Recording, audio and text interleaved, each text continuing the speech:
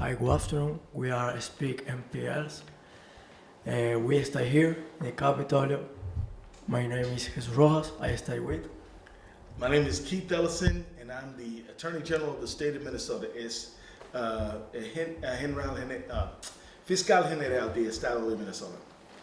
Fiscal General del Estado de Minnesota. Quisiera saber un poquito en qué te desempeñas en esta institución. En inglés, por favor.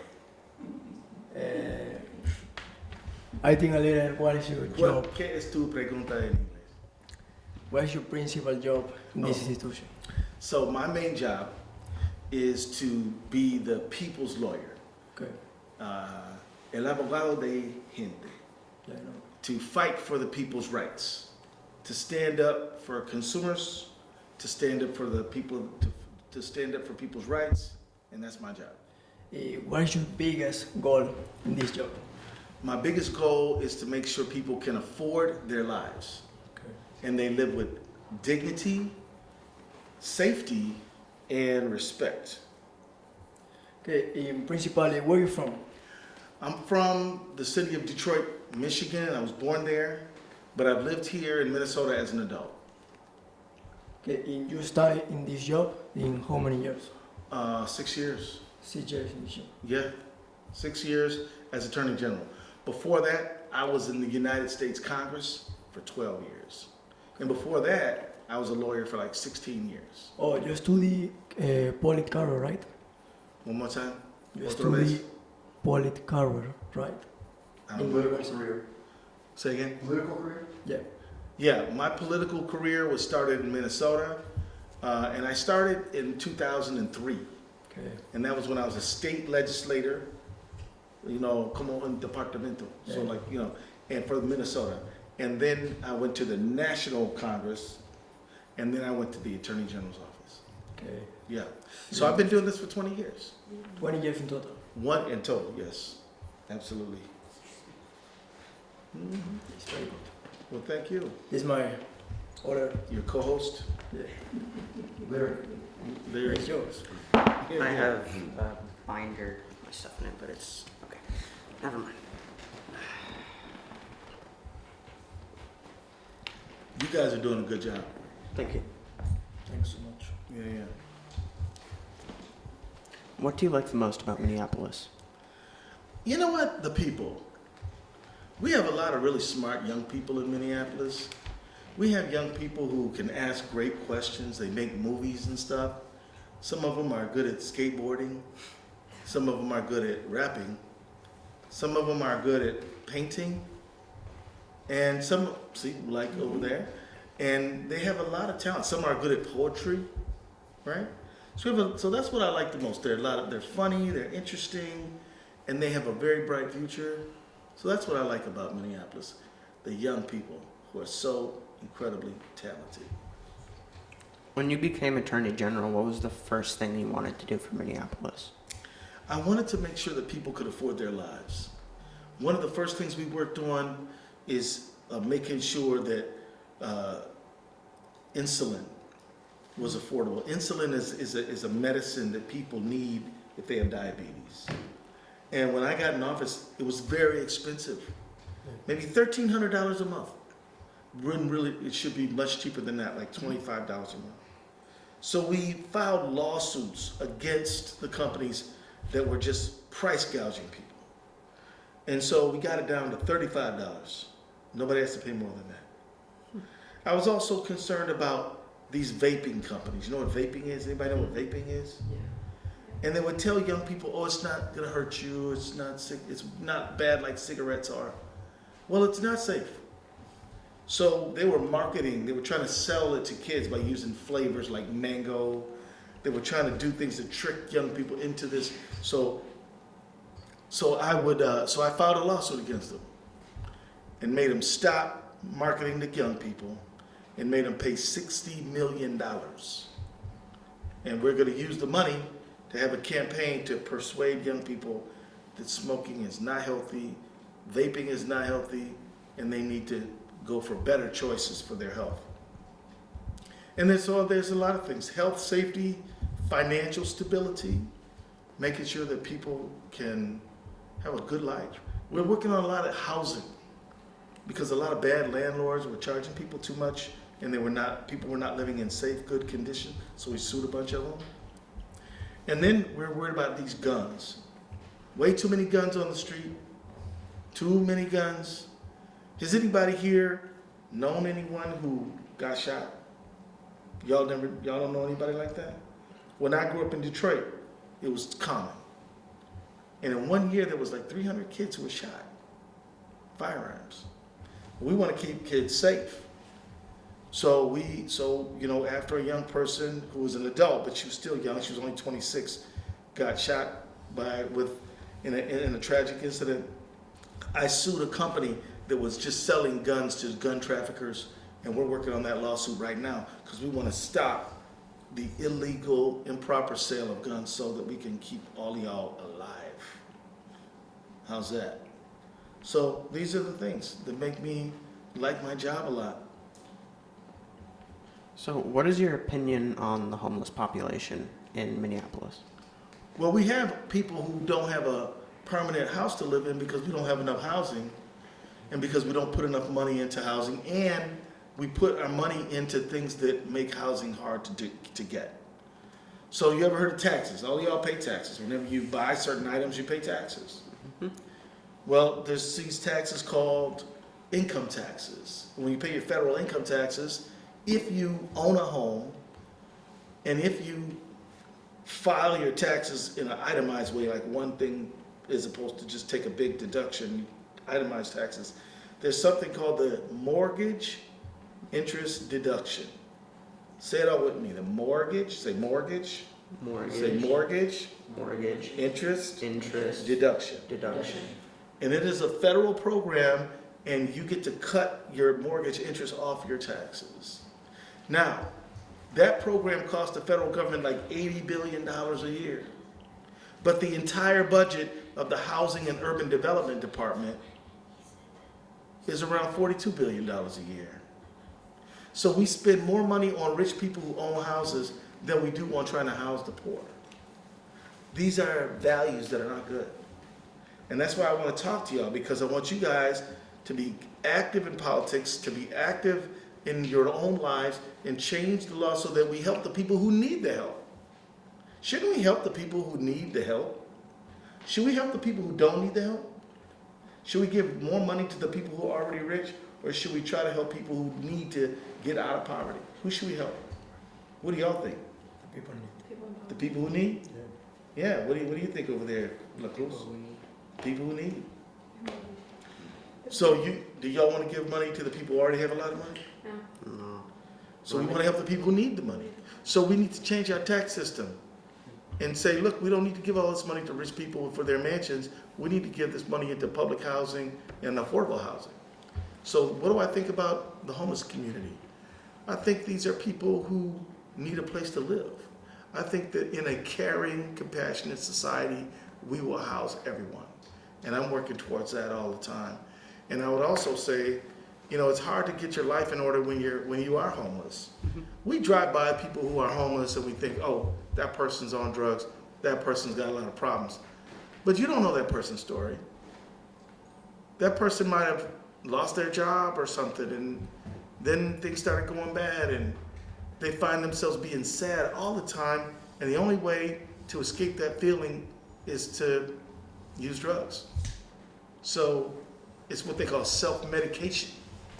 Now, I'm not trying to make excuses for people. It's a bad idea to use drugs. I don't want none of y'all to use drugs, okay? Can we all agree that you're not going to use drugs? Yeah. Can we agree? Can we agree?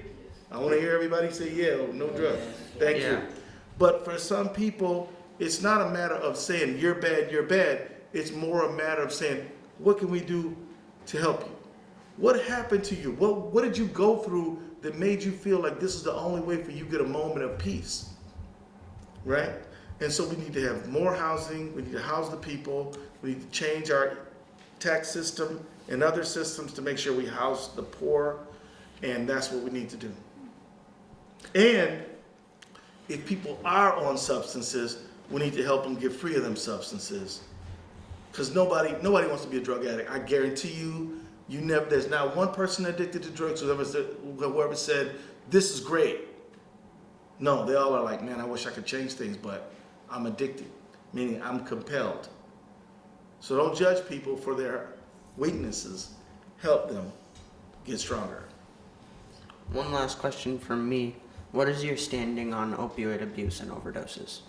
Well, I'll tell you that it was all started by some giant companies called Purdue Pharma. Purdue, some giant companies came up with these chemicals that said we're going to reduce pain and it's not addictive. They lied. I sued them for their lies. And what does it mean to sue them? To take them to court, make them come to court, and then when you win, you make them pay a lot of money. So that's what we did.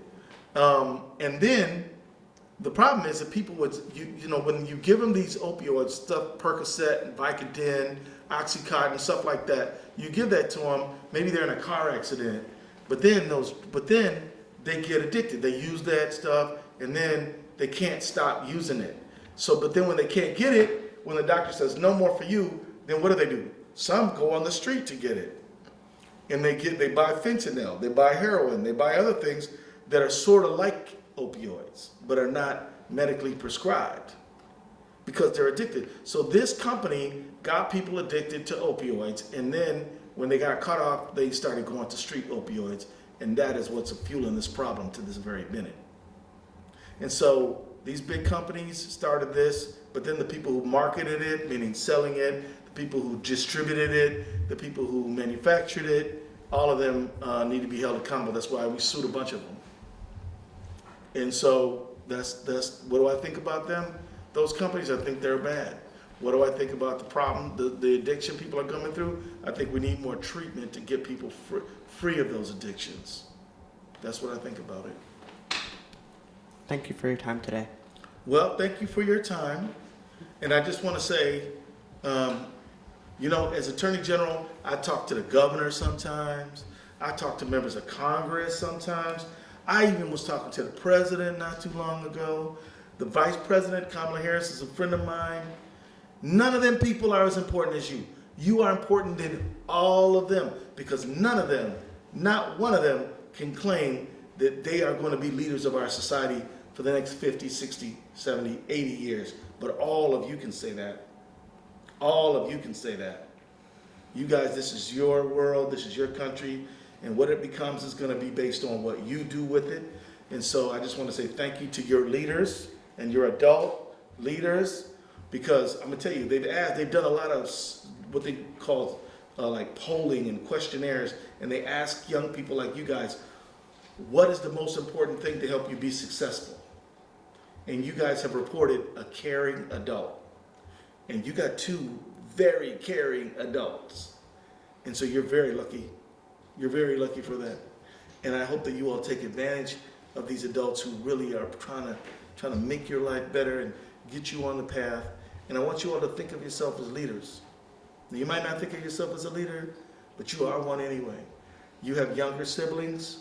You have other kids in the neighborhood. They're looking at what you do. And if you give them a bad example, they're going to do a bad example. If you show them a good example, they're going to show a good example. So I want you guys to always remember, them young people, they're watching you. Did you know that? Did you know they're watching you, La Cruz? Your younger brother's watching you. You got a younger brother? Yeah. You got a younger sister? Yeah, I'm the oldest in my family. Yeah, so they're all being like, well, what is La Cruz going to do? And if you're doing things that ain't no good, they're doing them too. And if you're doing things like being in school, building your mind, they're going to do that too. All right? So you're a leader no matter, even if you don't want to be one. So thank you guys. Before we go, anybody else have any questions? Yeah, For yeah. Attorney General? Anything on your mind, don't be shy. Don't be timid. I just got one question. Sure, what do you got? What made you want to become Attorney General? For the people, what made you want to stand up for the people? So this is a very good question. Tell me your name again, brother. Evan? Evan asked me a very good question. He said, what made you want to run for Attorney General, stand up for the people? And you know what, my friend? I don't have a good answer for you other than this. I got a burning desire for fairness. And it's rooted in my heart. My mom raised me that way. And so that's what it's about. It's not for the money. As a lawyer, I can make more money in another job. It's because this is the best way that I can think of to protect and defend you, your generation, and our community. So that's what it's about. If you and so you go ask people what makes you do what you want to do. Some will say, well, because of the money, I want money. You know what? Look, I mean, you can only drive one car at a time. If you got the biggest house in the world, you can only be in one room at a time. If you got a boat, if you got 10 boats, you can only ski behind one of them at a time. Things never really did not much for me. I don't really care about cars and boats and houses. I care about people. And I hate to see people suffering, and I'm never gonna sit around and watch it happen. So that's where I'm coming from. Talk to me about you. What do you think you want to do with your life? What are you, 14? Yeah. Really, I don't know what to do with my life right now. It's okay. It's okay. You're trying to figure it out, right? Yeah. Well, let me tell you that. What do you like really like to do? What would you do, even if I wasn't going to pay you? What would you do? Is it play video games? Is it play soccer? What would you do just for the love? Probably play sports. Right. So what do you love about playing sports? The adrenaline that I have when I play, the crazy spotlights that you have when you do something crazy. Right. So when you say something crazy, what you mean is unexpected things. Yeah. Like things like they thought they were gonna. What's your favorite sport? Football. Like football like that or football like that? Football like that. Okay. So you think that you ever seen a play where somebody's running in there, look like they can make a touchdown, they drop the ball, the other guy picks it up and runs it in for a touchdown the other way? Is that one of the crazy things you're talking about? Yeah. So I want you to think of a profession where anything can happen. You got to use your body because you like playing football means you want to do something physical. Yeah. There are professions where you could do that. You can be a surgeon. You got to stand in front of people. You don't know what. You may do an X-ray and say, "This is what we think's wrong with them." You get in, you cut them open, and oh my goodness, there's another problem. So that's crazy stuff happening, right? Yeah. But you're standing up, you're physical, operations sometimes take hours. So maybe you be a surgeon. And in football, you got to look at the body. How does your arm work? How does your leg work? How do you breathe? How does your heart work? How the chemical reactions happen in your body? How does that work? I want you to get interested in all of that kind of stuff. Like if you were a football player, then you got to be able to run fast, right? And you're kind of a smaller guy, so you probably play wide receiver, running back, right? What position you play? I'm on running back right now. So you're running back. So have you ever thought about the science behind running? You could take a whole physics lesson on running. Seriously, there's a whole science to running. Study running. And next thing you know, you're like, maybe you could study running so you could run faster. But then you study running, you see your friend and he's got bad form, so you're not going to help him run faster because you have studied running. You know what I mean? Things to go. That's something to think about. Who's into dance? Anybody into dance? Dance is like sports. Not only a little bit. Who's into poetry? Any poets in the room? What are you into? I want to know. Something you just like doing. It could be cutting in your scrapbook, and it could be anything. What is it? I do circus aerial acts. So you got to use your body. So like him, you might want to say, how do you look like you're defying gravity, right? Because what you're describing sounds a little bit like you need strength, coordination, ability, and maybe that's something you want to do in medicine, right? Maybe you be a surgeon, maybe you be, who knows? Have you thought about looking into how the body works?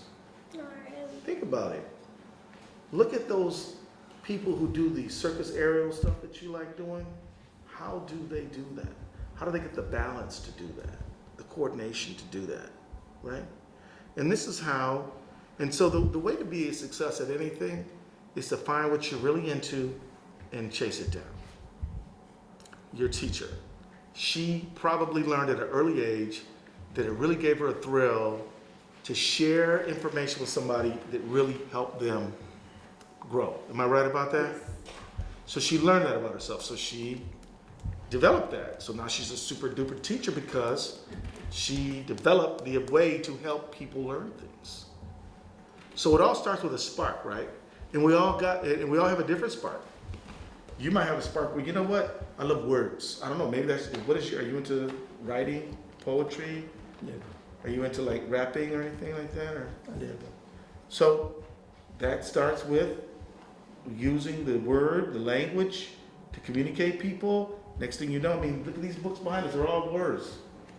And so you learn how to, what is the rhyme, what is the timing, you know, and you become, you know, and you get into poetry, which could lead you into other things.